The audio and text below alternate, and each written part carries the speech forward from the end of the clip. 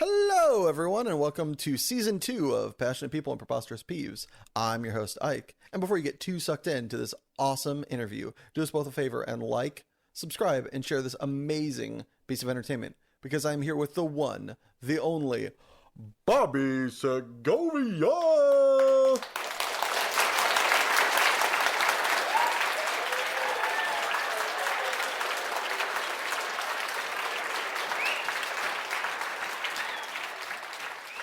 Hey, how you guys doing out there in podcast land? Am I supposed to introduce myself a little more? No. That was perfect. I also out here in podcast land doing quite well. So thank you for coming on the show. But Bobby, the fans, they gotta know, what is your favorite knock-knock joke? My favorite knock-knock joke. My favorite knock-knock joke is knock-knock. Who's there? 9/11. 9/11 who? You said you'd always remember. I had an ex-girlfriend, and she used to tell that. That was her knock-knock joke, and that's like. I feel like we've reached the proper amount of time where that's a great joke, and not like you're not like a cringe lord. So I love it. Yeah. For it. Glad we did this interview in 2022. I know. Speaking of girlfriends, what was your first date movie? And if you can't remember that, what do you think is a great first date movie? You know, it's really funny. I think I do remember, and I can't believe. I was like, when you started asking, I was like, I'm not going to remember. But then, I think my first date movie was Face Off. I think that was actually the first date that I ever had. Was Face. Yeah. How did it go? Did the other party enjoy it as much as I imagine you did? No, actually, they enjoyed it way more than I did. I was kind of a movie snob back then in a way that I'm not now. Too cool for school, if you will. Yeah, it's like one of those relationships where I'm like, she was cooler than I thought at the time, and I like broke up with her, and I'm like, and like it's like one of those things. Like 4 years later, you're like, "What? You're an idiot! Like, what were you doing? Like, stupid, yeah." But yeah, part of getting older. Yeah, but she definitely was. I mean, I love it now because I've rewatched it. But like, she definitely was cooler than me in that moment. To like, ahead of your time. Yeah. What's your favorite meal to make just for yourself, assuming cost and time are no relevant factors? Oh, I love making chicken pot pies. I mean, that's like my thing. From scratch, or are we buying the tin? Well, I'm making the filling from scratch, but yeah, I mean, I've been sort of building up to started buying to making the crust from scratch, but I sort of chickened out. I made the top of the crust, but the bottom, but the bottom, I'm always just like, I don't know if I want it to explode. So I'm gonna get there. This is like my I like to make meat. I like to make savory pies, like mushroom pies, chicken pot pies. I probably should make a beef pie. I haven't done that yet, but that would be cool. Oh man, chicken pot pie is the best. What is your go-to filling when you're making it? I usually do chicken, celery, not green beans, but peas, potatoes, and of course onion. I mean, onion is the best. I mean, it's just it makes everything better. Onion makes. What kind of are we using gravy, and if so, what kind? Oh yeah, it depends on if I want to go like. I grew up in the South, so like it. You can use a lot of the traditional one is just that yellow gravy with the butter and the but I have experimented with more like biscuit gravy. I will admit to. Just because it's that's really decadent. It's not bad. It feels like it would be bad. Like you're like, oh, I don't want white gravy in my pot pie. But man, it's like you definitely remember that you've eaten chicken pot pie with biscuit gravy if you do it. Yeah. When later finding yourself on your porcelain throne, you're like, ugh. There's so many things like that. I forget what you always eat stuff, and it's like. My fiance, she's always like, let's eat this horrible thing for us. And then she's always like 10 minutes later, she's just like, that was that was a bad idea. But she just doesn't. She's like flowers for Algernon, so she doesn't remember that she did that. Yeah. Who would do this to us? Yeah. And then Where is this culprit? And then like 2 weeks later, it's some other like really Yeah. It's always Rinse, delicious at the beginning, and then yeah, that's hilarious. Just a lot of food adventure. What is your favorite non-exercise thing that you have to force yourself to do? Oh wow. Well, I mean, I think it's pretty obvious. I think it would probably be open mics, if I have to admit to it, or writing in general, just generally writing. Oh, you know what? No, fuck those answers. Those answers suck. Let's do reading. I used to be able to read. I have a degree from a real college, a real big person college in history, where basically a history degree is just like you read a bunch of fucking books. That's like the degree. Like they're not like English and history degrees are like read these 20 books in the time it takes most people to read 5 books, and good luck with that, idiot. And like I used to be able to read just like, but the phone it like has destroyed my brain to the point where like I try to read and I like it, but my attention span is just dead. So it's like this person that I used to be a person that could literally like read 150 pages in a sitting, and now I'm like getting through 4 pages and I'm like, I gotta get up. I can't do this anymore. So, are you proud of yourself when you read those 4 pages, or are you annoyed? Yeah, because it wasn't like 1 page, and I was just like, God bless. Yeah, no, I am proud of myself. I tried to get to the end of it. There was like this book I've been reading since like for 5,000 years.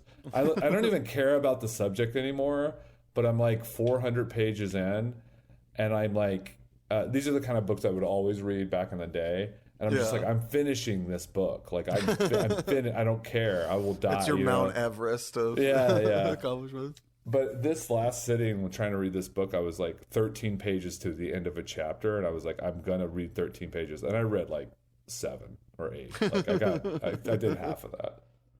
Good times.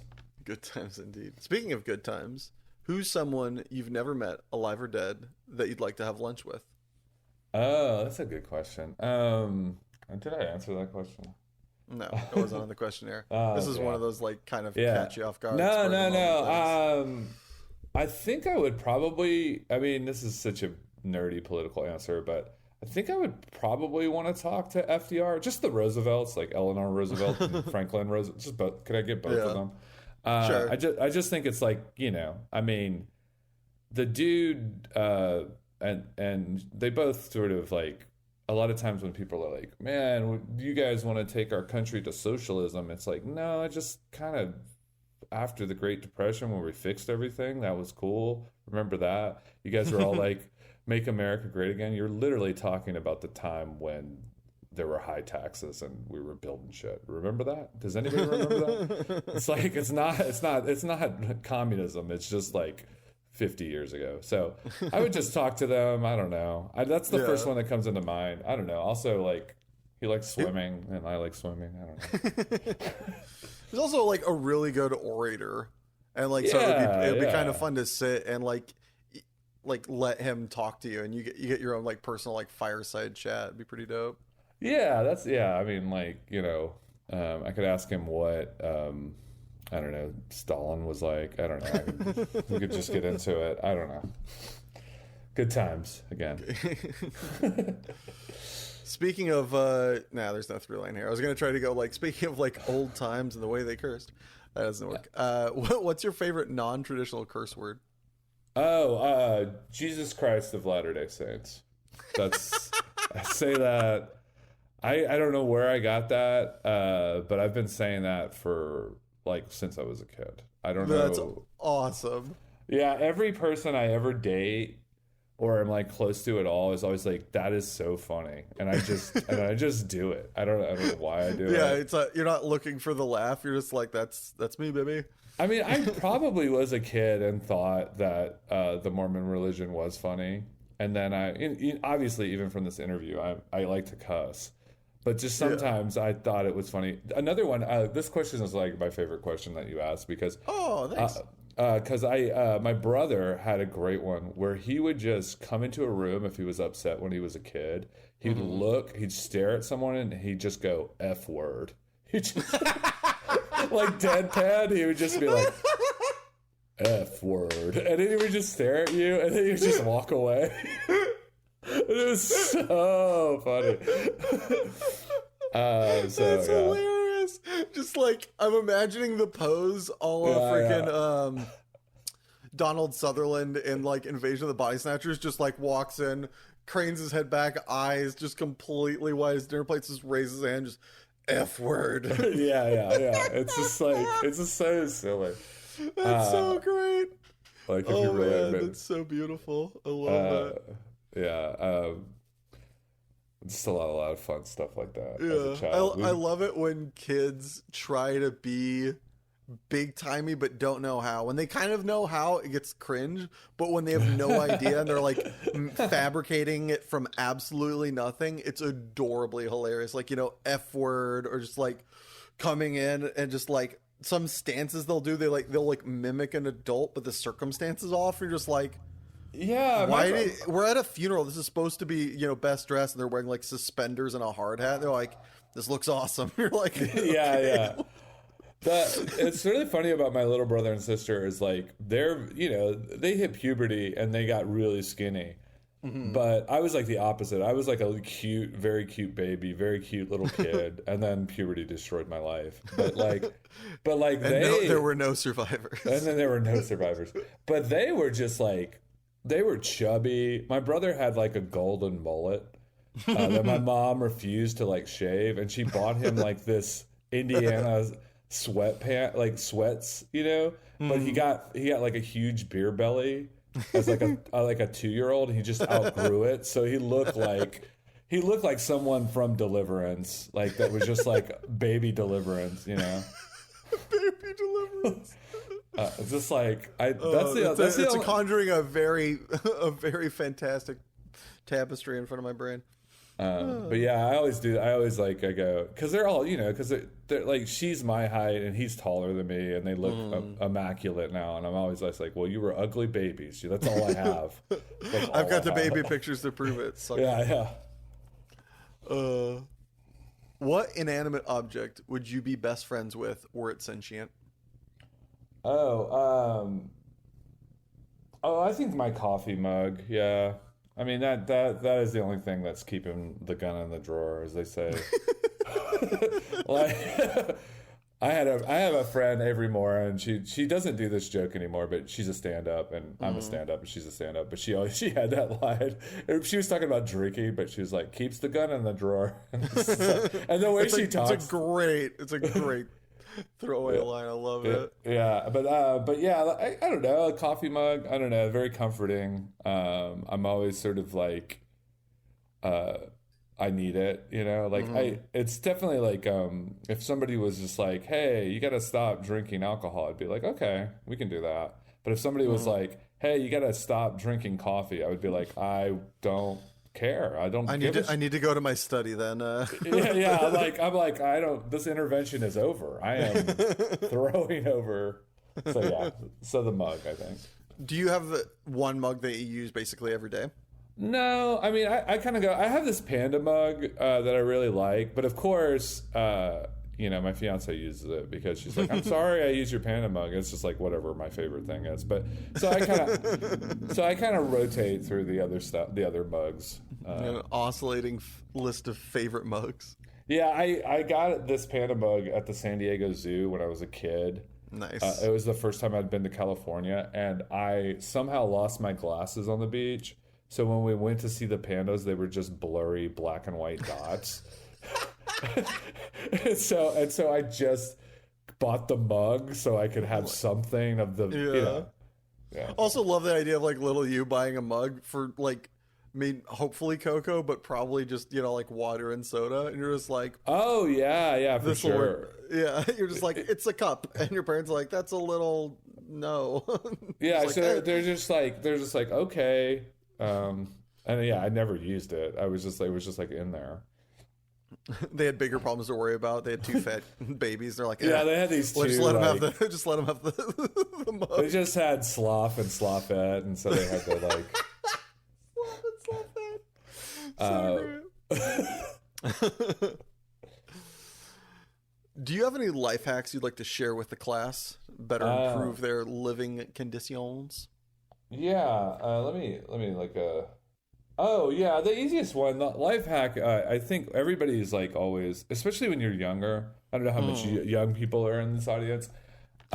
Like when you're like a teenager to early 20s, you're always like, I'm sad or I'm angry, and it's like 80% of the time you just need to eat or go to sleep. Like it's like that is the thing you learn as an adult, is just like, oh, I'm just hungry, or oh, I just need a nap. Like we need a straight up nap. So my life hack is just like, you're not upset. Yeah.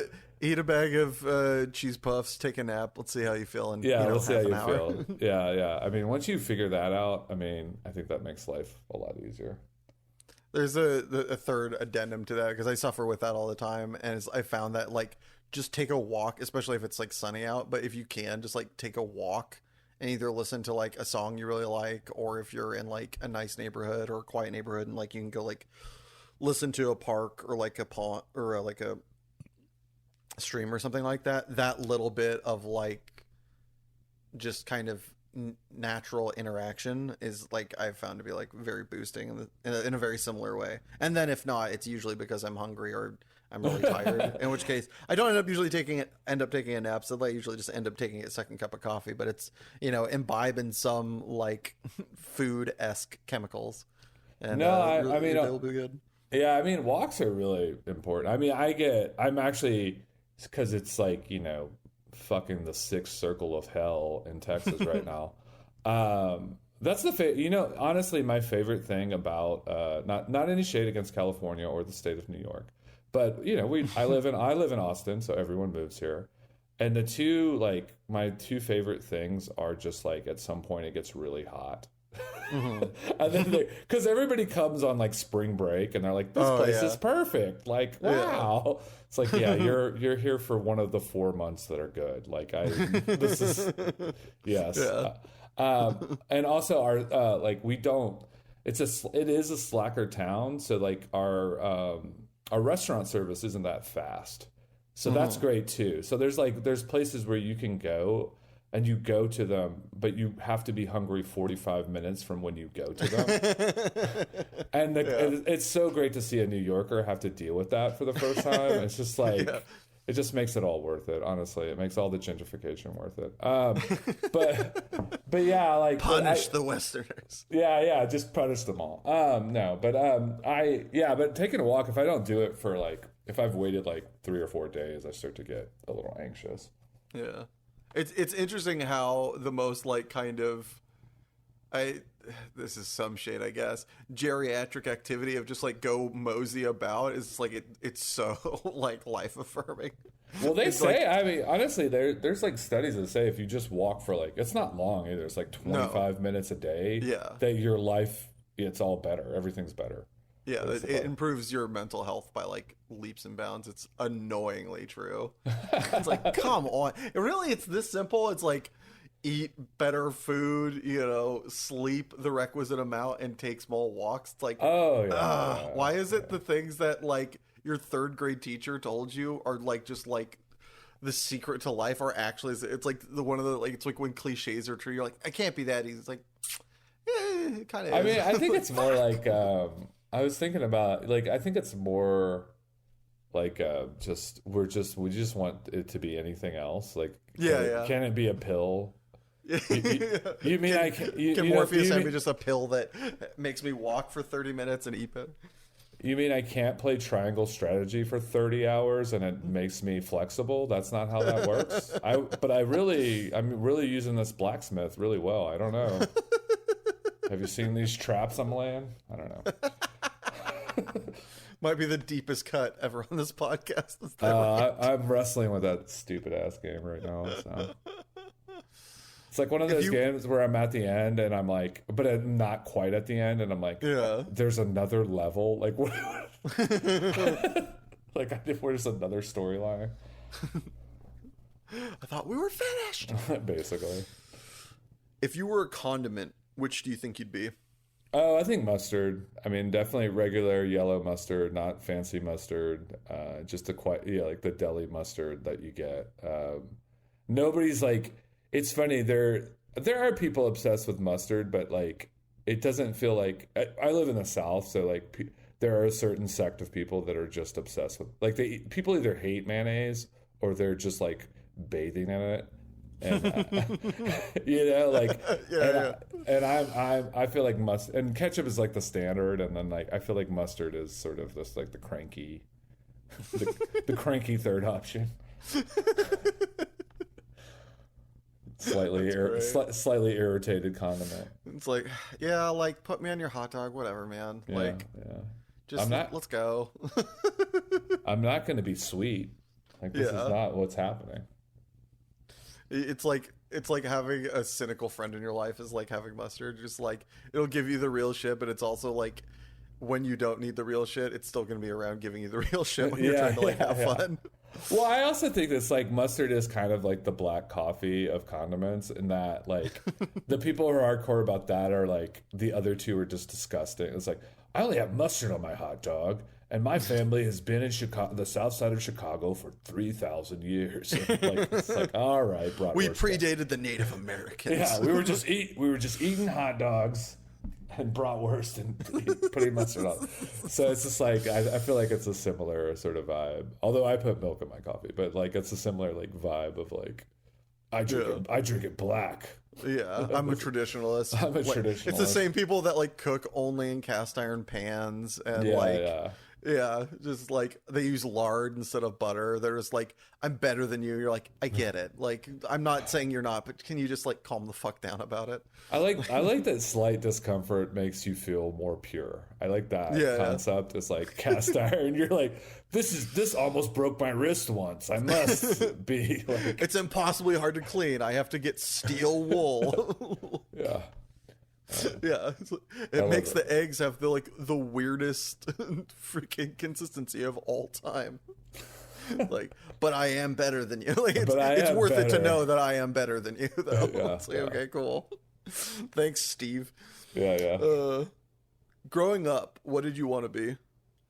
When I was a kid, I mean, I got to try to do this, but I wanted to be a singer in a band. I mean, that was the thing. That was like your earliest, like, not my. I mean, earliest. I don't know about earliest, but it was pretty early. Like, it was. That was like one of the early big ones. Yeah, and you got to like live it up. You got to bring it into existence. I got to do it for a while, so that was cool. So it's like one of those things that didn't quite become my job, but I don't really regret at all. That's rad. Do you? Sorry, go ahead. Go ahead. No, yeah. So, was it? How much, like, if you went back in time and told, young you what it was like, do you think he would have been happy with the experience, or do you think he would have been dismayed and like maybe changed course? I think that the experience itself was really good. I think I don't know. I think that he was very uptight about drinking, this little kid, for a long time. Little you was a straight edge. Yeah, and the person, and even in the like when I was in a high school band too. But the person who was actually in the semi-professional band was not ashamed about drinking at all. He loved to drink.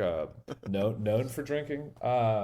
So I think he would have just been annoyed and been like, you're not, and he would be right that you weren't successful because you were, you like a beer, you like a gin and tonic, But yeah, I think the success would have bothered him that it didn't happen, but he would have been happy that I at least attempted it. I think that's the same as me. I don't think that part of it is different. Turns out, having grown up.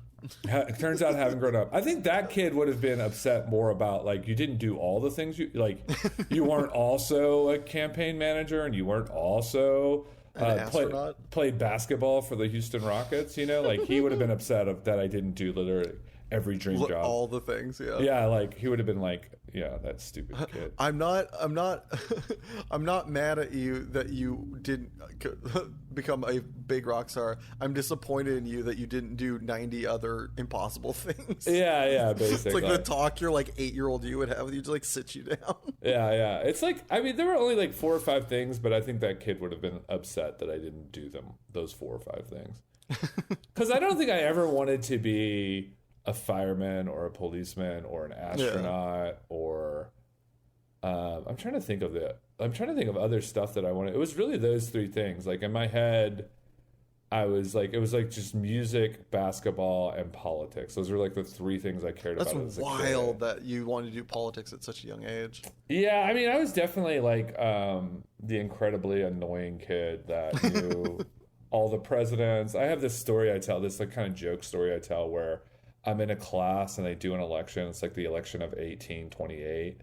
And because it's pre 9/11 and they let kids do stuff like that back then. And and another 9/11 reference. This will be like a drinking thing. But like they picked 2 kids to be the like John Quincy Adams and Andrew Jackson, and the one kid that got picked, she was just the best kid in the class. Like she just made A's. She was really smart, all that stuff. Mm-hmm. But I was a kid who wasn't, my grades weren't that good, but I was just raising my hand at the back of the room, like answering every question because I was a freak show and knew everything I already knew everything about the election of 1828 when they were talking about it. And so they were like, well, this freak kid, let's give him the other shot, you know? So that's just kind of the kid I was. I think people, like, because I would get that stuff from adults who are like, you know, when I went to church, the preacher would be like, you should be the preacher. They were probably just telling me to shut up. But like, or you should be the president. You took it the other way. Like they were trying to give you like a deep cut and you're just taking it as a compliment. You should be the preacher. I should be the preacher. Yeah. Well, no, I honestly, like then I was like, oh, that's cool. I'm only at this church for the food, but like I get that why you would say that. Like I literally as a kid I thought that in my head.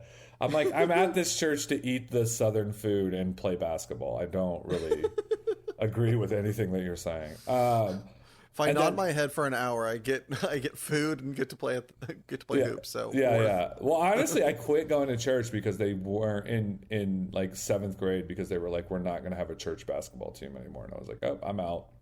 Religion over. Yeah. I will rather burn in hell than not play basketball. If they have hoops in hell, I'm there. Yeah, we're there. We're playing pickup. But yeah, I even as a kid, I think I was way more interested in the actual like elections and like how someone won election. So I always thought I would be more like a campaign manager or something like that. Not the president or not the president. That's really amazing that at such a young age you were just like, nah, I'm not I'm the guy behind the guy. And you were like, it sounds like you did it with like a glimmer in your eye. It wasn't like, you know, this, I guess I can't be president. What can I do? It's like, the way I'm reading this is like, nah, I'm not president, but I'm the guy that makes the president. And you're just like saying it with like a bit of a grin on your face. Like, yeah, that's me. I'm that guy. Yeah. I think it's partially like, I had realistic views on, because I'm like Mexican American, so I had like realistic views on that because I knew who all the presidents were. Wow, that's scary. Sad that at that young age you're like, nah, they're not gonna elect me. I've looked at the people coming before. They're white. They're white as this piece of paper. I mean, honestly, like a lot of the things in comedy, I think I chose music over comedy because I did dabble in comedy when I was a kid.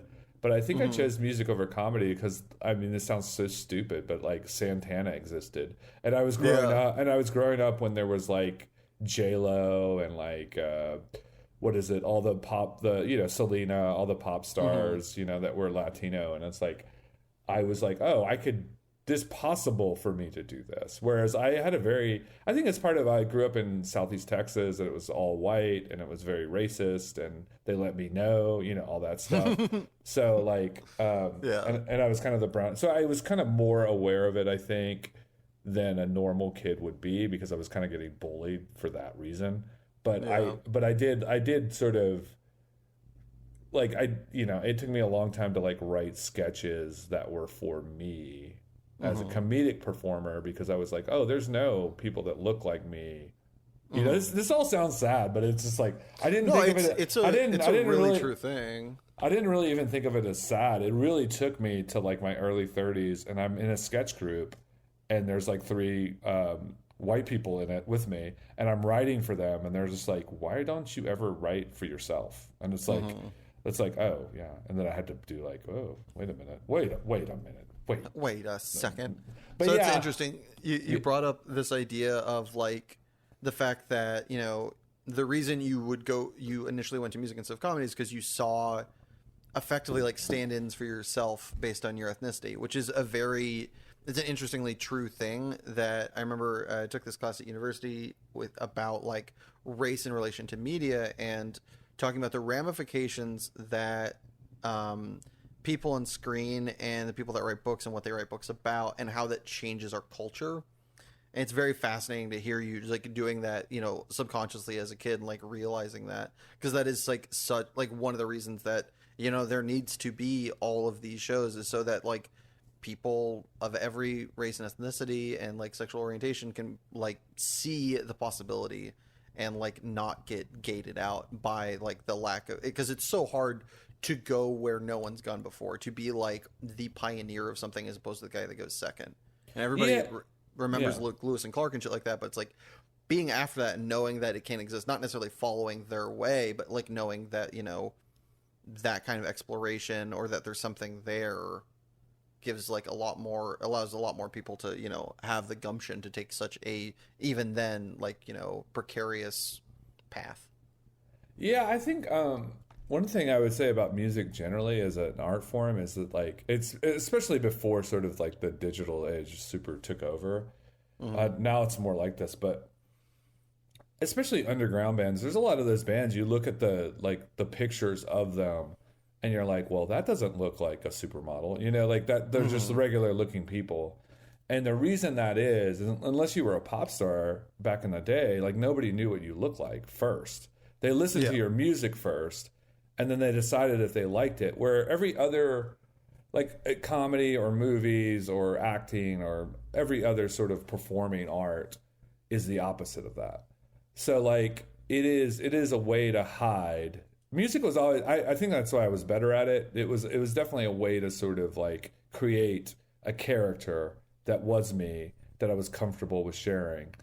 And I just think it's like we would get written about a lot, and it didn't really matter that I was Mexican and our guitarist was black, and we had a woman drummer, and you know, we had a Cajun bass player. He doesn't really count, but you know, he is Cajun. I like to remind him that he is Cajun. I love how you're listing off a lineup that is like there's some producer somewhere, if we heard this, he's just like literally like beginning to write out like a plot line for a TV show. It hits all the bases. We've got it all. We need to produce this. I mean, I guess I'm too old for HBO wasn't quite doing that yet. We weren't trying to hit all the minority groups in each thing that they were producing. Yeah, it wasn't like a Washington D.C. stand-up show. No, no, I went to do stand-up in Washington D.C. once, and it was very, and God love them, but you know, it is like it has American University there, and there's people moving from all over the world, so it was just a lot of kids that were like, my mom was the queen of the Philippines, and my dad is from Iowa. And it was just like over and over again, just these like, my dad is from Malaysia, you know, it's just like, and my mom is from Gary, Indiana. It's just like these opposite sort of, not opposite, but like, it was definitely a mixing because they had all come to work in government from all over the world, the United States government. And then their dumb kid was like doing stand-up, which has to be disappointing, but yeah. Deal with it, Mom and Dad. Deal with it. I'm about to do this joke. All right, so I'm going to give you a hypothetical. You're going out to a party and you want to look extra. Other than your normal garb, what accessory do you rock to put your visual visage over the edge? Oh, man. I think a big necklace. I'm a fan of the big necklace. I don't really like jewelry, but when you ask this question, you know, the inner me wants just like this huge necklace. Big old chain. I don't even know if it has to be a chain. It could be just like, I could just like, huge popcorn necklace. Why not? Just something like ridiculous, like rock candy. That might be fun. I don't know. Love it. Tabs of acid. I don't know. Just something. We've that's a sharp left turn. Yeah. I mean, we're just having fun. It's a party. Yeah. I mean, like I just thought of like $10 Amazon gift cards. No. I like the idea of like a popcorn necklace or something that is like has some amount of utilitarian like use of like I can't get to the snack bar, nom nom nom. Yeah. And like the ability that kind of like stands out. It's it's like a little hokey, but there's some convention to it, and it's very like visually like eye grabbing. Yeah, I mean, I just for whatever reason, I think that's like the most ridiculous thing that I can think of to do. It's also because it's something I'm not a very big jewelry person. I don't have any like anything, I got a college ring, and I went to Texas A&M, and the ring is important in the context, and I like never wear it. And so when somebody is like, when I go, oh, where'd you go to school? And I'm like, Texas A&M. They're like, why aren't you wearing the ring? And I'm like, because it's stupid. I don't know. I don't fucking. It's a ring. Because it's a big, fat, ugly ring that I don't want to wear. Yeah. What life lesson do you wish you learned sooner? Oh, I mean, wow, that's a good question. I think I would just say that relationships aren't competitions. I think that's the big one. I mean, I think, and I don't even mean just like, sexual relationships or anything like that. I just mean like, I think when I was a kid, I was always just trying to be smarter or win the friendship, or I'm getting more out of this than you are, that sort of thing. Like you always hear those people, it's like, well, they're using me, and it's like it doesn't really help you to be that on either end of that spectrum of just like feeling that you're being used or using someone. It's just like you gotta just be a good person and level it out. And I think there is like some people never get past the kid stage of like, because when you're a kid and your parents, you're trying to get shit out of them all the time, which is fine. But I don't think if you take that to your adult life, that's not a good move. Yeah.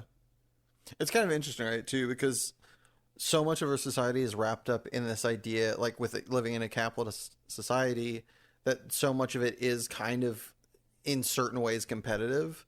So having something that is extremely just about feelings and taking care of each other, and there's like no kind of competition, there's no like getting one over on somebody, not making a mistake kind of thing. It's like a whole different kind of animal than so much of the rest of our society, that like it I don't know, it seems to me at certain times, depending, that it's a little bit like you look at so much of our lives, we look at it through a competitive and almost capitalistic lens of what am I giving up, what am I gaining, making decisions in like a kind of a boardroom manner. But then with like a relationship, all of that is just wrong to look at it in that way. Yeah, like, I mean, I think I don't know. This example makes me look good, and I'm not trying to do that totally, but like I think people project that on other people too. So like, totally. Like I sometimes will keep cash in my pocket to give to homeless people, but I don't really think about it. And I don't always do it. So it's like, if I don't want to, I don't do it. But I think that whole thing is just, if I want to, I do it.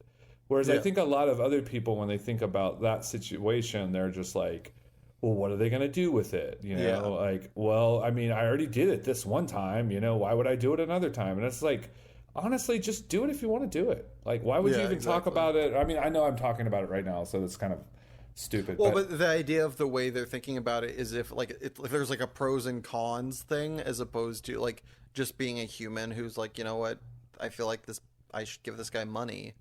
Yeah, and honestly, right? I've had better situations when I didn't. I'm not better, but I've had like really great situations. And I'm not always perfect at this either, but I've had really good situations where a homeless person is just kind of talking to me, and I go, and I just have a conversation with them. I'm like, man, I don't have any money. You know, I'm really sorry, but I just don't. And they go, thanks for talking to me at least. Thanks for looking in my eyes. So it's just like, I don't think, I mean, but it's not about them. You know, like I think people try to make it about them to make themselves feel better or not less guilty or whatever. And it's just like, what do you want to do? You know, like if you want to do this, then do it. But don't act like it's someone else's fault that you did X. That's the real lesson there. This is going to be a little cryptic potentially. Here we go. But if you could choose your last words in the circumstance in which you uttered them, how would you want that to play out? Oh man. I don't know. I think I would just, do you want the exact last words? Whatever is coming to mind. Like, no, I mean, I think I would just want to tell people that I cared about them. You know, like four or five people that I would want to tell that I cared about them, and have enough time to do that. You know. Yeah. And then have them gathered around your bed in a very kind of peaceful, corny, placid setting, and it's a very good and realistic answer. Yeah. I'm hoping for somebody to come up with something insane, but I really like that answer. It's a lot more realistic. It's interesting because like growing up, I used to have, or not growing up, like in my like mid to late 20s when I was a cringe lord, I would have these like ideas of being like, you know, stopping a barroom brawl, like fighting off a gang, and then like dying with a shot in my hand and saying something badass. But there's like more as time goes on. It's like, I don't want to die. I want to die like, you know, 80, 90 years old, like sitting back, chilling with some friends and just, you know, having a good afternoon, and then just kind of slipping, like knowing that I'm on that way out and slipping away, like you're saying, of like having it be not like shocking anybody, getting to say what you want to say, and then leaving kind of gracefully and like preferably painlessly, I'd bet. And like that's the real dream. Yeah, I think I've always been sort of anti-death, so I didn't have fantasies about it. I had fantasy. You know, I don't really like death. Yeah, I was more like Bobby Segovia 2024. Yeah, I mean, I was more like, why can't I live for 3,000 years? Kind of kid, not like you know, what am I going to say when I die? I'm like, well, death's stupid, you know, like that's dumb. I remember I was watching this thing. I was watching this thing with the Raiders owner. I don't know if you remember this guy now, but Al Davis, and he was like Davis, yeah, he's like a crazy guy. So he was like talking. He was about to die. I mean, it was like 2 years before he died, and he just was like, they were interviewing him, and I remember it like it was yesterday. He's just like, we got to cure this death thing, you know, gotta get this. And I just love the concept of having that much money and being like, you know, what the fuck is up with this? Like, what? This isn't fair. I've accumulated all this wealth. What does that buy me? Yeah, I gotta cure this death thing. We gotta cure this death thing as a grade. That's so great. Speaking of at the opposite end of the spectrum from Al Davis, what poor man luxury do you still enjoy to this day? Oh, I love a good beanie weenies. If I can have some beanie weenies, that's a pretty good day. I mean, I know this is another cooking thing, but I'm pretty much you know, food is enjoyable. So like, I'll cut up hot dogs and put them in beans, like I'm like Woody Guthrie on a train somewhere. Like now that's a deep cut. Yeah. Woody Guthrie, love it. Just like 2-string guitar trying to make it happen. But yeah.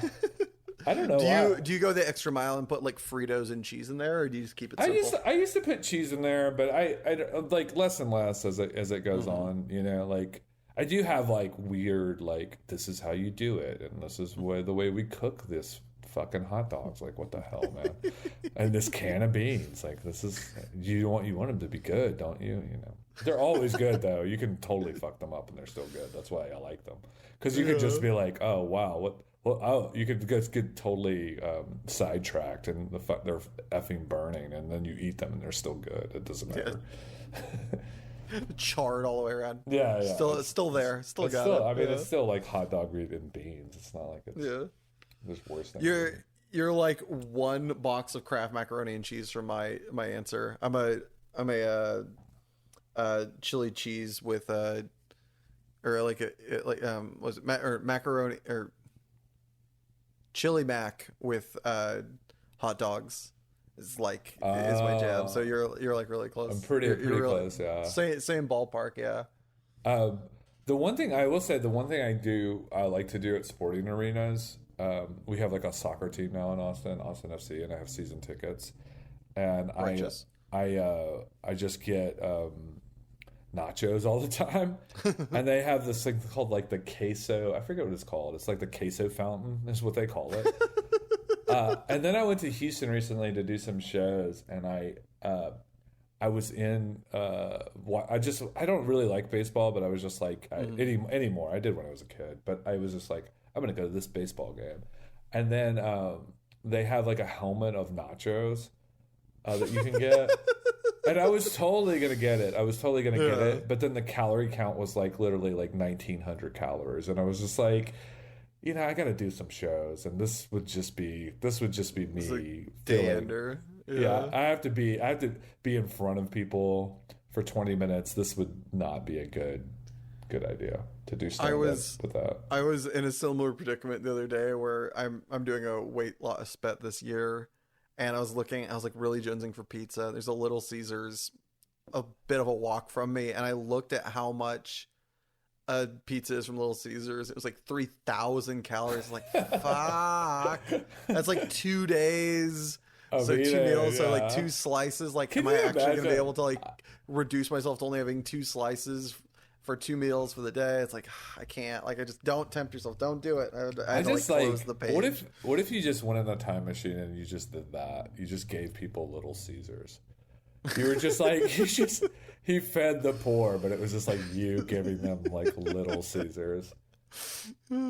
Just gave everybody diarrhea and heartburn. Yeah. They're just like, we don't even know what to do with this. Like, I don't even know. Our bodies can't even functionally have this. Yeah, metabolize that. So great. Speaking of things that are cartoonish and absurd, what's the next book, graphic novel, TV show, or movie that you've been putting off that you really want to consume? Book, TV show, graphic novel.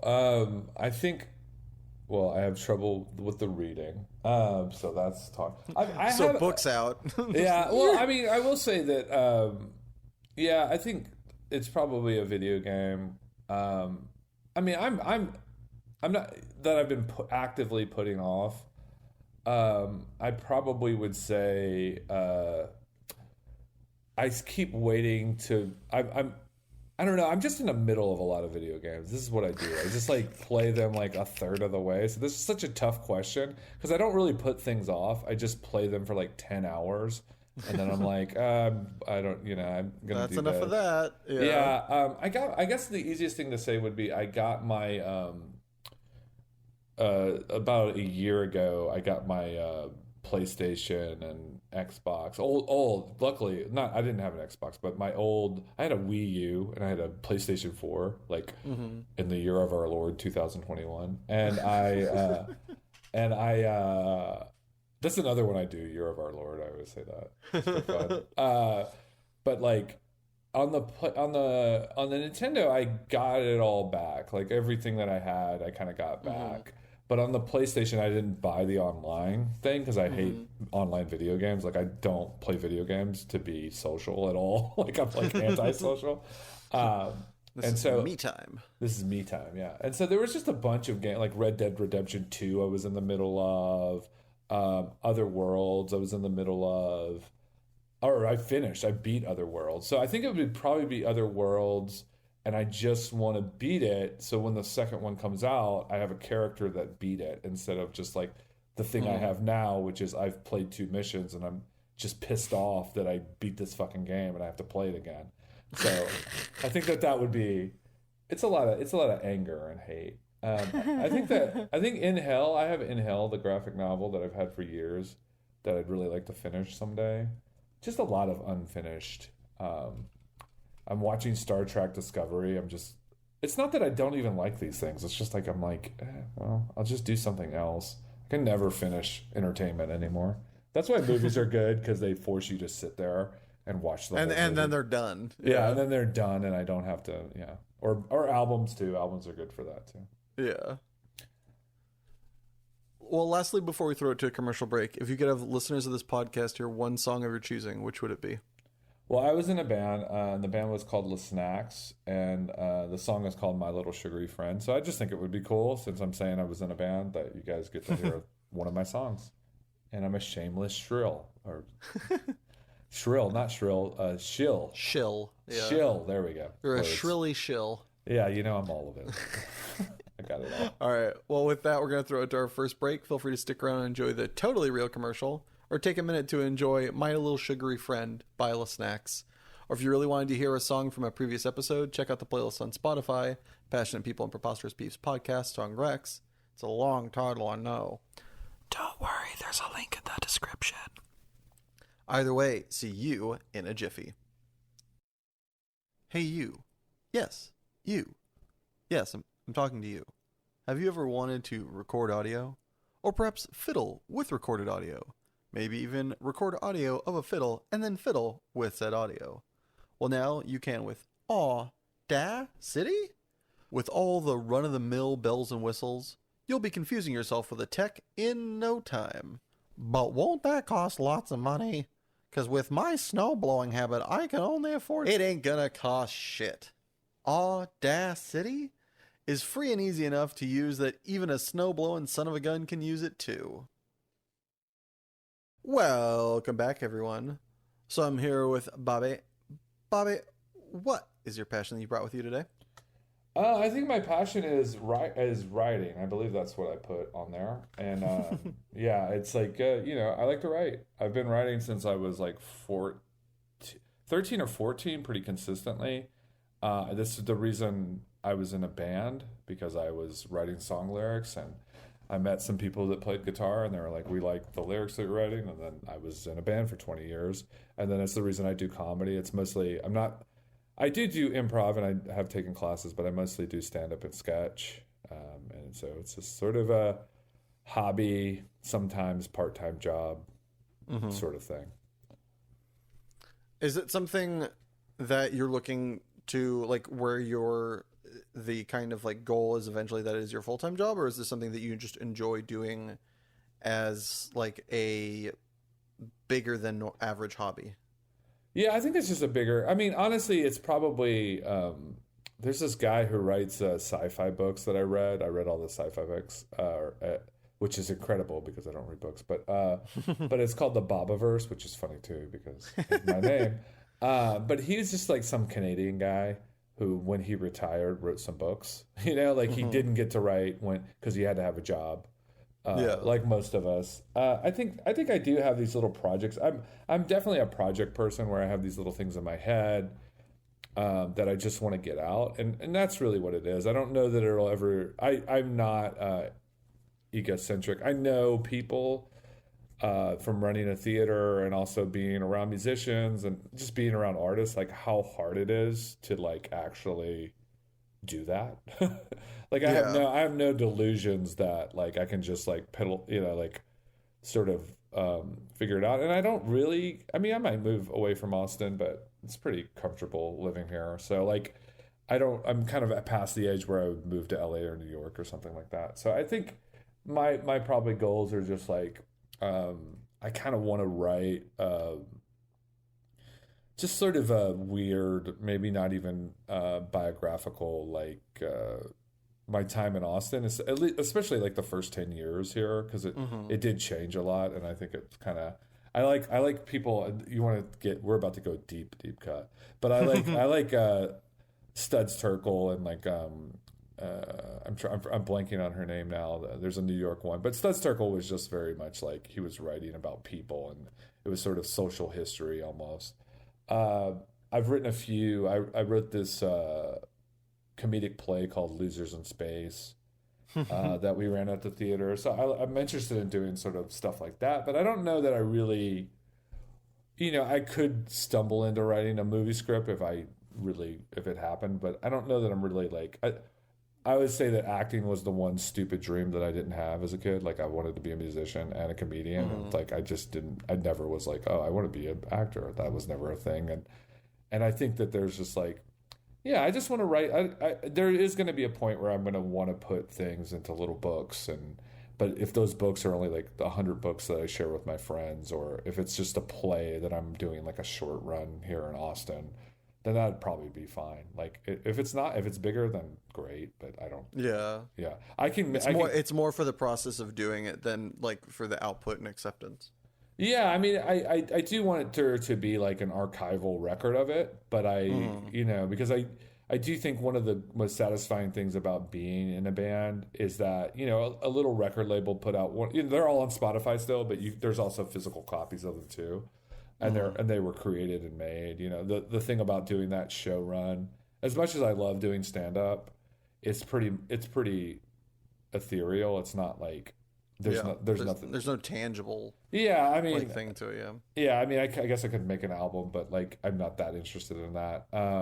But like so sort of just more tangible things. Like I have, I guess, like keepsakes of the sort. Yeah. So it's like, and it's so weird too when you do that stuff that it reaches more people than you think it would reach. And so it's like it's just trying to create more. It's just trying to create, you know, trying to make time in my life, which is really hard, to just be creative. That's so cool. So when did you start like writing for, you know, like your own stories or sketches or, you know, your own stand-up? When did that really start to take off? Past music. So I was in a band, and I had been in a band for like 20 years at that point, since I was 14. Yeah. And the band was kind of falling apart, and honestly, I still think I'm a better lyric writer than I am anything else. Like I just did it for so long. I think just better at that. But then I you know, being in a band is really hard. It's a lot of work. It's like being in a relationship with 3 or 4 people, you know, and you have to like organize your life around it, and it's a lot of fun. But it's like, you know, I was like in my early 30s, and I was just like, you know, I'm on food stamps, and I have a call center job half the time because I have to go on tour the other half of the time. And we just put out our last album, and I wanted to go on tour with that album, and I think our drummer just didn't want to go on tour, so he quit. And then I was like, I don't want to teach another drummer. You know, it's just like it was a good stopping point to go, because when you make an album, it's like a 1 to 2 year cycle of you trying to get back on the road and trying to figure out how to do it and all that stuff. So it was just a good stopping point. And so I just started doing stand-up. And honestly, with stand-up, I perform it, you know, more than I do write things down, but I sort of have an idea in my head, and I perform it enough where I'm like, okay, this would be cool. And then you say some weird line one time when you're doing a show, and you're like, oh, I'll just do that. That's hilarious. Everybody laughed. I'm just going to keep that there. And so it becomes this sort of very fun or not fun when it doesn't go well. But it's very you. It's very like, and after being in a band, it was kind of nice to do that.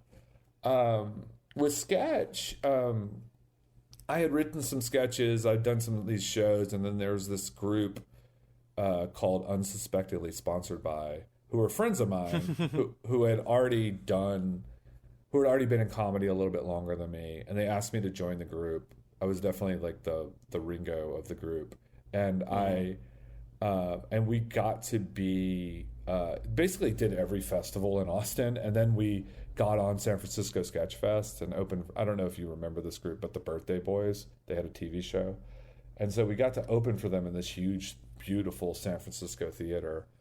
And much like when I started music, because I was in a high school band of music, and there was literally like at the first couple of shows we did, there was like 1,000 people there because everyone in high school went to our shows. And so one of my first comedic experiences was just like doing comedy in front of this group that was selected by Bob Odenkirk, that was on Comedy Central at the time, and just to a sold out audience at this festival that like people kill. And this is like year 1.5. And so again, fooled, tricked, beguiled, that this was just going to go up and up and up, when that's probably the ceiling, if we're being really honest with ourselves late at night. Yeah. So it's just like, you know, then I was sort of hooked and been in different sketch groups. So I think it really happened really, really fast. I mean, both things happened really fast, but I think the difference between being like people going, you're good, and making a little money, and being professional is such it's such a difference that it's like I feel like I've gotten in both art forms I got closer in music to being like fully professional, but I think with comedy it was just like it happened really fast. The first 2 years of improv, and then I did 2 years of stand-up and sketch. The first like 4 years were just like, wow, this is great, I'm doing great. and then year 5, it's like, well, I'm not doing anything different. And then it's like, oh no, this is it. And so it's like sort of accepting that plateau and then sort of going, you know. And I have gotten more opportunities after that, but it was sort of like, yeah, it's funny. It's just like sketch especially was very easy because it's written like song lyrics. There's a very like they're cousins, you know. Stand up structurally was always harder for me because I'm dyslexic, and stand up is very, very like you have to say things in a certain way and you shouldn't really say and it's very structured. I mean, the people are going up there that are great are doing a very structured thing in a loose way. So it's like that one's always like the structure has been a challenge, and that's why I've been interested in it. But like, yeah, I think it just happened really fast. I mean, I was doing stuff and I was excited about it. Yeah, it's kind of stand-up's kind of like it's that idea of wanting something but not projecting that you want something, right? It's the projection of, yeah, this is just like, you know, I'm just saying these things when it's just like extremely calculated. Everything's in an order, but the idea is so that you look as if you're like almost aloof doing it off the cuff, that it's not like, you know, measured by seconds. Yeah, it's really funny because, I mean, there's the old adage, which is like with the improv, so you come off an improv set and somebody asks you, did you guys write that? Which has happened to me. That's like the biggest compliment you can get. And if you come off a stand-up set and someone just goes, did you just make that up? That's kind of the biggest compliment you can get the other way. And I do think it is a struggle sometimes when you actually want to say something real in stand-up. But you can't let the audience know that you care. Like, it really is. Like, if you care about it too much, then they will kind of turn on, because they're like, no, we're trying to have fun. They will listen to real things if you're just aloof enough about it.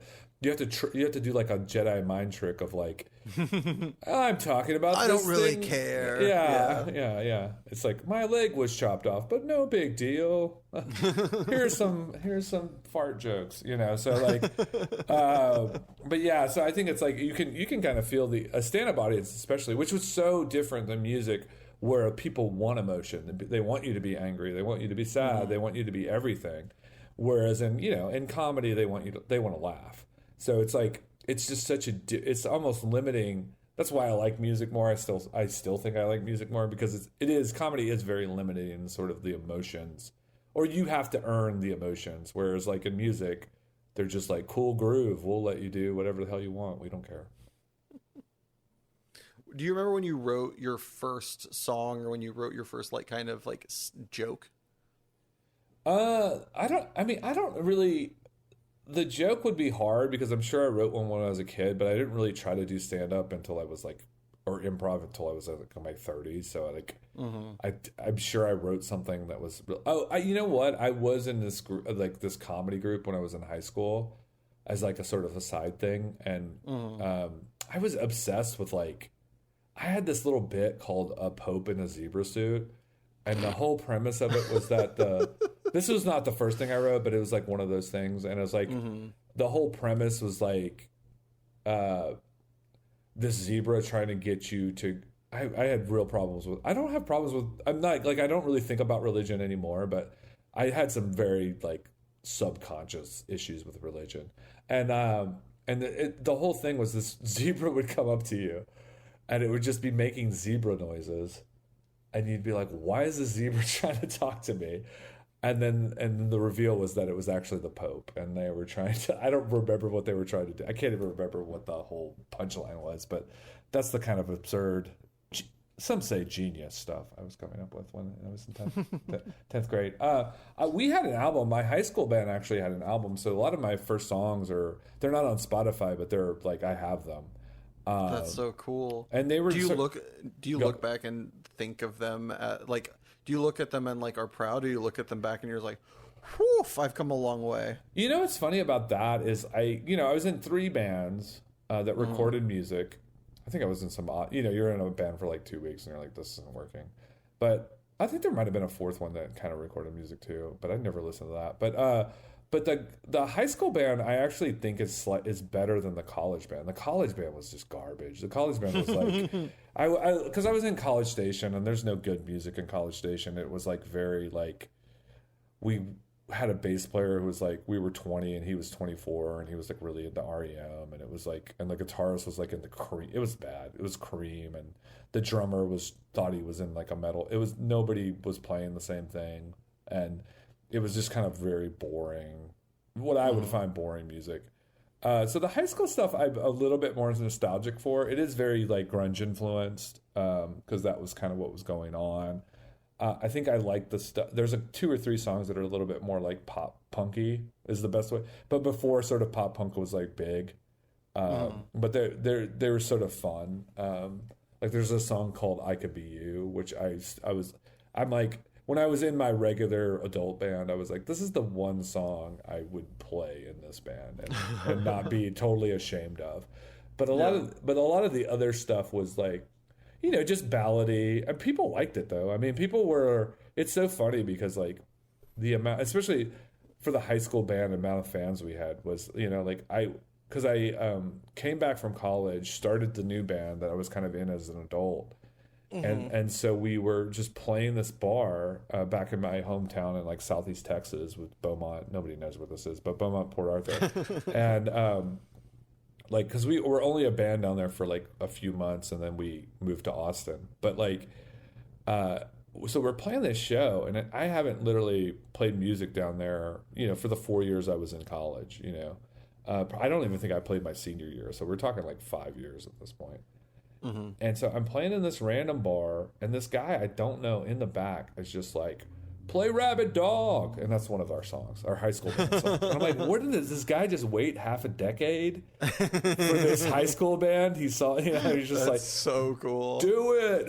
And we're like, do the thing. And so there's like, and I think there was only one person from like, because I kind of got back with one of the guys, but the other 3 were definitely not in that band, and they were just like, "Come, really? We're gonna play this? It's funny." But we played it because it's 2 chords. But yeah. So that's the thing. The music thing is really cool because you will like, people you don't even realize had seen you play will be like, "Oh yeah, that's why they follow me on Twitter." I didn't realize that was even because it's been, at this point it's been 8 years since I've been in a band, so like. It still connects with, I think music just connects with people in a way that is very, like, if they like it, they just remember it forever. Yeah. What would you say is the biggest misconception about writing, especially like maybe if you want to like kind of compare or contrast like writing comedy versus writing music, or like if there's a through line in like writing something that's creative that kind of comes from nothing? Okay, yeah, I mean, I think you just have to, I mean, I know this sounds dumb, but I think that's like, I think you can be a little bit more absurd and obscure with music, because again, it's like, music is, you can play a music show. I mean, it was so funny because we used to play in like Houston and Southeast Texas where the crowds are very like in your face and they're having a good time and they're dancing around. And Austin is like, it's always been a little bit too cool for school. So like, I remember we played this show, we were playing at the Mohawk, and it was just full of people. And, some people were singing along, but there were a lot of people just with their arms crossed, but they never left. They just like watched our whole show. And then afterwards, like, they're just all buying our album. They're like, that was great. That was amazing. But these people just did not move. They like cheered after the songs, but it was like you were playing to mannequins. And like they were grateful mannequins, right? Like, and so with music, I think that means as a writer, you have some freedom of just like, you can do weird things and obscure things with the lyrics or take chances. Because if they know the songs, they kind of have a baseline. I think again, with comedy, it's like, you're there as a stand-up to make people laugh. So if you're not kind of going, I remember one of the best pieces of advice older stand-up gave me when I was first starting out was just like, I had this bit and I can't even remember what the bit was, but at some point I went off into like a little tangent And he goes, and it even got laughs. Like the tangent got laughs. But when I came back to the bit, they were kind of lost. The audience was lost. And he was just like, what did that have to do with the joke? Like that you were telling. So it kind of, stand-up is like a little movie where you have to like, you do have to keep, you have to keep it sort of tight where it's like, it has to be about the thing. And I think that has more to do with writing a screenplay. That whereas music isn't like writing a screenplay at all. Music is... Yeah, I mean, go to a Fish concert for 3 years and... Yeah, which exactly. is one show, and then you'll see what he means for sure. Yeah. By the way, that should be your... if you ever make another album, that definitely should be your title, is playing songs to Grateful Mannequins. Yeah, playing song for so my favorite greatest hits. There was a live record. I think it was by the Replacements, and it was called. I'm forgetting what it's called now, but it was basically they were drunk all the time, so it was like jokes on the fans or some shit like that. Like I forget what it was called, but it was just very much like. But yeah, like. Yeah, so and then sketch is what like my favorite comedic thing because it is just with sketch is so hard because with stand-up it's you. So it makes it easier because it's like, oh, if you introduce yourself, then they accept the premises that you're about to tell them. With music, there is the repetitive nature of music. So it's like they may have heard the album, they may have listened to it. So they're already prepped for what might happen, right? They're going to listen to it on Spotify. With sketch, you're basically asking an audience to like go with you from the ground floor. You're literally trying to get the premise that most people take an hour and a half to like get across, and you are trying to do it in 3 minutes. And so that's why all the great sketch shows are very absurd, right? They're just like, I always see, if you go online, you see the hot dog from Maybe You Should Leave, where he's like, the hot dog guy was like, who drove this hot dog car through a bank? And he's like in a hot dog outfit. But it's like, sketches are like that because people have to get, it has to be loud because people have to get what it is like almost immediately. Because if they don't, they're not going to laugh. And really a lot of our taste is like what we're familiar, what we're comfortable with, right? So you kind of have to, in sketch, a lot of times hit people over the head of like, this is the premise in sketch almost becomes just as important as the jokes, because if people don't get what's going on, because you're literally wearing a costume, so they don't know who you are from Adam, they don't have any reference points. So that's why people will go to a sketch show and they'll go, well, a third of it nobody laughed, and it's like, that's a genius sketch show. Like, that's amazing. They got 2/3 of the sketch show to work. That's to people who would never even know what's going on. So like, I think that's when people complain about SNL too, it's like they'll go, well, these sketches aren't good. It's like, yeah, you didn't know that it was going to be a frog in a pumpkin suit and he was going to run around and like, like that's why I think SNL does a lot of like celebrity and political there's already that like through line baseline kind of established. So it's like, I think those are the differences like of the three things that I've written the most about. And I think there's sort of like I think with sketch, like a lot of people who've started out at sketch write film, and I think that it's good for giving you the concepts, like the bigger concepts, like what is this about, like do you have a through line that is really going to grab people? And with stand up, it's good about like teaching you the structure of what this is going to be and like how you're going to make sure you're back to that through line and not we're just running totally away from it. That was a beautiful way to end this segment. Thank you so much. Yeah, see, that's what I'm here for. I just wrote that before this. I was waiting for you to ask that question, and it's like, good, this one is the one I'll use now. Well, moving on from your improv skills to the things that might drive you to the hills, what is your preposterous peeve, my guy? Oh, okay. So this is funny because I was talking to my fiance about it, and she was just like, you don't really have any pet peeves. And so the one I have that was throughout my life, I don't have it now, but I did have it for a good 20 years, so I think it counts, is when I was like in second grade, the teacher was like, ask the question you just asked. And they were like, hey, well, let's go around the room and everyone say their pet peeve. So I'm like in second grade. I'm like, I don't have a pet peeve. and I'm like freaking out. She's like talking to people. They're like, Billy smells, or whatever they're saying. And they're just like going through. And so I thought to myself, I go, sometimes when people say you're welcome or thank you, they don't say you're welcome or thank you. They just go, uh-huh. Or they just make a noise, like they just make a noise, right? Yeah. There's like, uh-huh. Or they, Yeah. they just make some noise, or they go, they just say something else that isn't in the realm of you're welcome or thank you. And so in my head, I was like, this is my pet peeve. And so I could answer this question in the second grade. And what's stupid about that is that it became my pet peeve. Like, I knew that I had made it up in the second grade and it wasn't real. But, well into my 30s, I was just like, this annoys me. I'm mad when this happens. And I could remember the story of me making it up. Like, that I wasn't mad before this, but I had, like, brain tricked myself into being mad. And it did actually make me mad. The only other thing that kind of comes close is when people say "look it." It's a very Midwestern thing. Instead of "look at it," they just say "look it." It's like that's annoying too. But like, yeah, that one I had I had for years, and it was just like totally manufactured. So, do you have any time where that kind of came out and made like a big to do in your life, where you really got really rattled your cage, or I mean, like a really hard fake?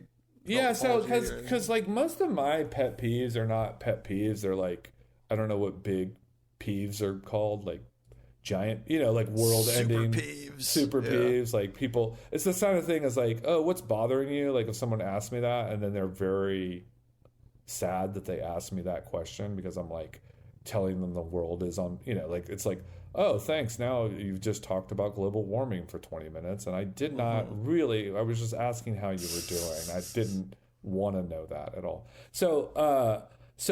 But unfortunately, when that pet peeve, that one, it really made me so mad that I felt the same way I felt when I was just thinking about, I don't know, like,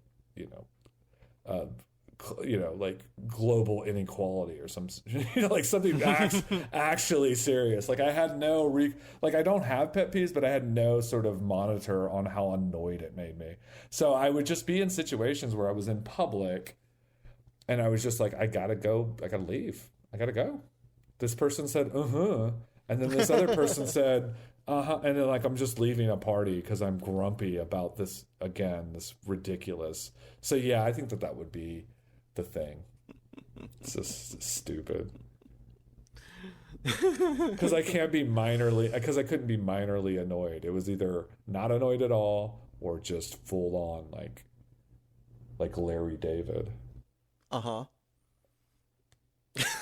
So stupid. It's so stupid to think about. I'm kind of over it now, and it makes it even stupider, like just to think back on it now.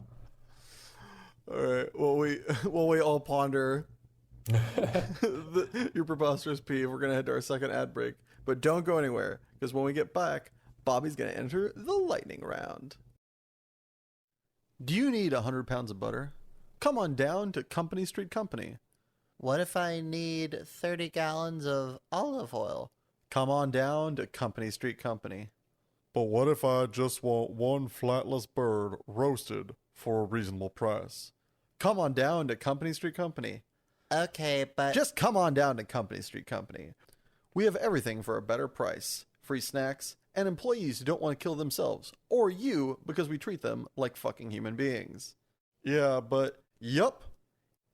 Just get your ass down to Company Street Company, where the only sketchy thing we've ever done is enable frozen orange juice hoarders. And we are back!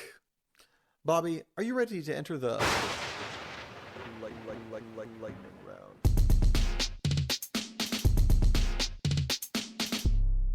Lightning round? Yeah, let's do it. All right, put however much time it takes to bake this cookie on the clock. Bobby, is there a price for you to give up your passion forever? Oh, yeah, $10 million, I think, is the price. That's easy. Make the food or do the dishes? Probably make the food, for sure. I don't mind. Soups? Yeah, go ahead. Are soups smoothies? No. Vests or opera gloves? Vest. Did you ever cheat on a test in school? Oh, yeah, for sure. Are you out of touch, or is it the children who are wrong? I'm so out of touch. Shakira's voice in Danny DeVito's body, or Danny DeVito's voice in Shakira's body? Danny DeVito's voice in Shakira's body. Would you rather have your inner monologues sound like Gilbert Gottfried or Fran Drescher? Oh, man. Fran Drescher, I think. Would you rather read the cue cards while wearing the crown, or live in a hovel and speak your mind? Probably read the cue cards and wear the crown. Do you create your own thoughts, or do you just listen to them? I create my own thoughts. Take out the trash or play garbage Tetris? Take out the trash. You're having the best day of your life. What happens next? Another amazing thing or something terrible? Oh, probably 5 more amazing days followed by a horrible 12 weeks. Pineapple on pizza or fist fight? Pineapple on pizza. Get with it, America. You come across a stranger just struck by a car. Their dying breath is, "This is very important. Please tell my wife she's a dirty harlot." Ooh. Do you or do you not tell their wife this message? I do not tell their wife this message. Is professional wrestling cool or lame? I think it's cool. I don't watch it, but it's cool. Courtesy flush or light a match? Courtesy flush. Could you eat 37 of your favorite food for $5,000 in a 1-hour time limit? Yes. Well, congratulations. You've survived the lightning round. Cool. But before we move on to your prize, I, like many listeners at home, would like to now know, what is your favorite food? My favorite food of all time is probably the aforementioned chicken pot pie. That's why I like to make it. You could eat 37 chicken pot pies in an hour? Oh, yeah. Well, if we're doing that, then it's probably pineapple and ham pizza, because I love that. A slice of pineapple and ham pizza. 37 slices? I newfound appreciation for you, sir. That is awesome. I think I can. I don't know. We'll see. Let's get $5,000 and test this out on Yes, Bobby yes. SEGOVIA. Well, now that you've survived the lightning round, what lightning round question would you like to ask me and in turn be asked of future guests? Telepathy or telekinesis? I'm going to have to go telekinesis just because I think that power can be used for good, or telepathy just leads you down this dark and scary road where you end up, I feel like you have to, like, the idea of being telepathic and not end up doing villainous things with it is like, I don't believe I have that moral fortitude, let's say. Yeah, I think I'd end up just being at a high limit poker table and just destroying people and just cheating like a madman. I don't think I could help myself. Yeah, I think telekinesis is the answer as you get older, and telepathy is the answer when you're young. I think that's probably, there's an age when you're like, I just want to lift things, you know? Can I just, reducing physical, like, you know, being able to also, like, if you do it right, you're able to fly, being able to take out the garbage while still sitting on the couch. There's so many great things you can do. Yeah. Where's this fucking couch? Let's move the entertainment center with our minds. Yeah, imagine moving. Imagine moving, like, houses or apartments if you had telekinesis. It's just, like, it's beautiful. So much easier. Yeah, when you're a kid, you care about what people think, but at this point, who cares? Fuck them. Fuck them. All right, man. Anything you want to plug, shout outs you'd like to give, places people can find you or your content? Yeah, I'm on Twitter at Bobby_Segovia, and that's SEGOVIA. I also am one of the co-owners of the Fallout Theater, which is in beautiful downtown Austin on 7th and Lavaca. If you are in Austin town, we do comedy 7 nights a week, and usually the shows start at about 8 o'clock, so check us out. Righteous. Do you have any friends or family that you'd like to nominate to come on this podcast so they too can suffer as you have today? I am going to nominate Caitlin McNally, and I wonder how she'll react to that, but it'll be fun to see how that is. All right, we're coming for you, Caitlin. Well, thank you, Bobby, for being my guest today, and a special thanks to my editor, Richard Ashford, my composer, Joshua Gibbons, and thank you. Yes, you listening at home or wherever you found time to appreciate this. Time is the most precious commodity we have, and I appreciate you spending yours with us. And if you enjoyed this podcast, please subscribe, like, or just share it with a friend. Every little bit helps. Or if you already have and are out of episodes to listen to, don't worry. We put out a new episode every Monday at midnight on SoundCloud, YouTube, Spotify, and iTunes at Passionate People and Preposterous Peeves Podcast. And a very special thanks are due to our patrons, Sabella Yellow. If you'd like to join said illustrious ranks and have your name read aloud, just head on over to patreon.com/Passionate People and Preposterous Peeves Podcast. And remember, folks, cups and pups get carried well in trucks with ducks, but I can't be bothered to give a fuck. Anyway, here's Wonderwall.